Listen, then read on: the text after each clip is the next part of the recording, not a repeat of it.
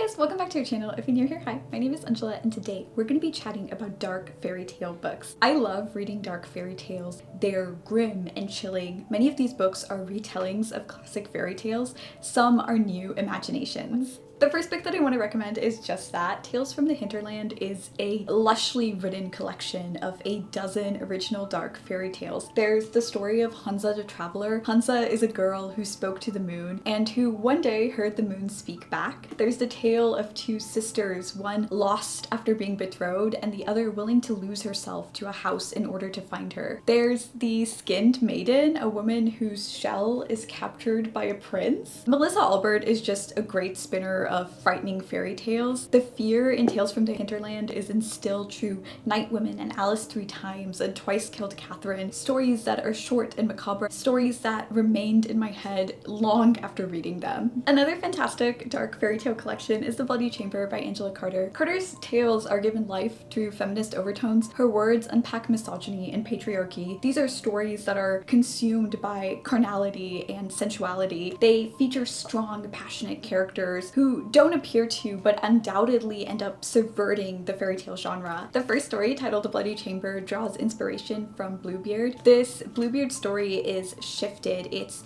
recentered around women's experiences, as are pretty much all of the stories in this book. Carter is quoted with saying, "My intention was not to do versions, or as the American edition of the book said, horribly, adult fairy tales, but to extract the laden content from the traditional stories and to use it as the beginnings of new stories." Not all of the books that I want to mention are short story collections. The Seas by Samantha Hunt is a frenetic, obsessive novella that follows a young woman who believes with all of her heart and soul that she is a mermaid. Is she really a mermaid? That question is up for debate. The people in the town don't think so. The narrator, who is unnamed, lives in this rough, closed off, isolated small town. She desires a man, Jude, who is much older than her. I don't remember how much older, but at least 12 years. She carries a lot of lust for him, but this book isn't steamy at all. There are vivid descriptions of imagined intimacy, but these descriptions are frankly disturbing and messed up and have no sensual edges whatsoever. A lot of the darkness in this novella is enmeshed with sadness and grief and abandonment. It's twisted in a way that doesn't haunt you, but is haunting. I really like the fairy tale-esque elements, the infusion of magical realism, the hazy line between reality and fantasy, the pretty poetic prose, and the ending, which was vague and ambiguous but also felt fairy tale-like. The next dark fairy tale is one that I love to bits and pieces. This was one of my 10 best books that I read in 2022. It's Bunny by Mona Awad. This is the story of Samantha, who is navigating being an MFA student at Warren, this respected liberal arts college. Samantha is pretty isolated from the rest of her cohort. She has a best friend figure named Ava, but one day she gets sucked into this Heathers-like world of the bunnies, a group of girls who host a smut salon, which is this unique experimental alternative writing workshop. Bunny is creepy, sardonic. It's a commentary on MFA programs and cliques and privilege. It's a dark fairy tale that grasps onto horror and leans into it in a way that's not scary, but just really adds to the richness of the atmosphere. In an interview, Mona Awad was asked how she arrived at the mix of fairy tale and horror, and she said, "I had just attended an MFA program, and I thought to myself, there might be a horror novel here. It's such an insular environment, a bubble in which people are forced to be very intimate with each other very quickly in order to make your dreams come true. But I also always wanted to write a fairy tale novel. Initially, I'd imagined a teenage girl gang of Snow Whites told from the perspective of an outsider. Then I realized my fairy tale girl gang book and the MFA horror book should be the same book." Moving back to retellings for a moment, one that I really enjoyed was House of Salt and Sorrows, which swaps the castle landscape of 12 Dancing Princesses for a manor by the sea. Annalay is one of 12 sisters. Her sisters are dying off one by one. On the surface, these deaths seem like very unfortunate, wrong place at the wrong time circumstances, but Annalay is suspicious and she starts to investigate. House of Salt and Sorrows is so beautifully written. It's drenched in sea metaphors. The atmosphere is dark and immersive. You'll feel yourself getting sucked into it. The sentences songs are like waves that pull you in. They're fluid and hypnotic. I think a lot of the inspiration was pulled from Rebecca by Daphne du Maurier, and it just really works. That being said, I didn't like the ending of House of Salt and Sorrows. I felt like I was robbed of some of the fantasy elements of the story because so much of the world building from the early chapters of this book fed directly into the ending. It felt too cheap, it felt too convenient, and I'm still really salty about it even though I read this book ages ago, but I was ready to give it 5 stars right until the last 1/5, and this ended up being a 4+ star read for me still, and I really love it all the same. Loteria has 2 separate stories that are braided together. The first thread personifies life and death who have come together to play Loteria, which is a Mexican game of chance, except because the characters are quite literally life and death.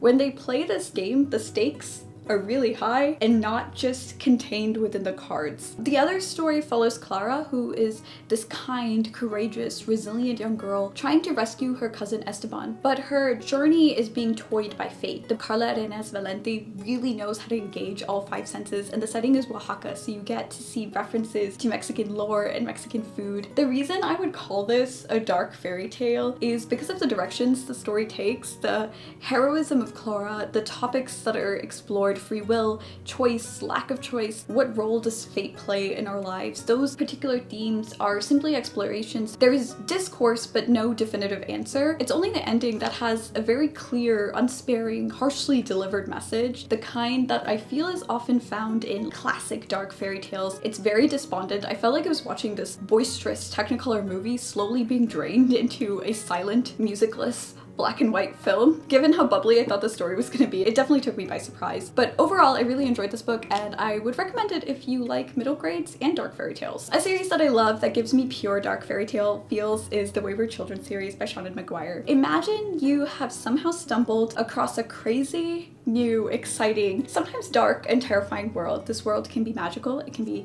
whimsical, it can be strange, it could be defined by rules or seem to have no rules at all. What happens when you come back from that world? Can you even readjust from that experience? Do you want to go back? Should you try to forget what happened? Some of these children end up in Eleanor West's care. So West runs a school for children who need time and space to process the world that they've gone to and then come back from. Each story follows a different character. It's their journey coming to terms with themselves, with their present, with their current realities. The stories are very weird, but I like weird, and this is the kind of weird that just really works for me. You don't have to read these novellas in order. My favorites so far have been Every Heart a Doorway. I really enjoyed this one, and also Where the Drowned Girls Go. The last book I want to mention is Beast and Beauty. These are delightful, fresh modernizations of classic fairy tales. So everything from Red Riding Hood to Rapunzel to The Little Mermaid is reimagined. I love the tone of the stories. A lot of iconic childhood figures were given shades of gray. They were made more selfish, more aware of their surroundings. These characters are more willing to challenge what's being said and done to them. I was reminded of a song that I love by Sarah Bareilles called Fairytale. I feel like this whole book matched the vibes of the chorus of that song, and I really enjoyed that. A lot of the backgrounds of the characters were swapped. There was gender swapping as well. I do wish more tropes were subverted because it felt like that was the intention, but at the end of the day with these stories, the evil stepmother was still just the evil stepmother. I just wanted this to be willing to go all the way when it came to the reshaping, the retwisting, the remolding of classic stories. I wanted the modernization to extend to a lot of the side characters as well. I felt like the main characters got more fleshed out, but the villains just got left out. The illustrations in this book are also stunning. There are a mix of black and white figures and these full page watercolors. I think they were watercolor scenes that just added so much to the atmosphere of each story. My favorite stories in this collection were Cinderella and Rapunzel, which is saying something because I usually don't like Cinderella. So those are all of my dark fairy tale book recommendations. Let me know what dark fairy tales you would recommend in the comments below, or share any fairy tale you enjoy. It doesn't have to be weird and twisted and demented. I love hearing from you. Thank you so much for watching. Bye guys!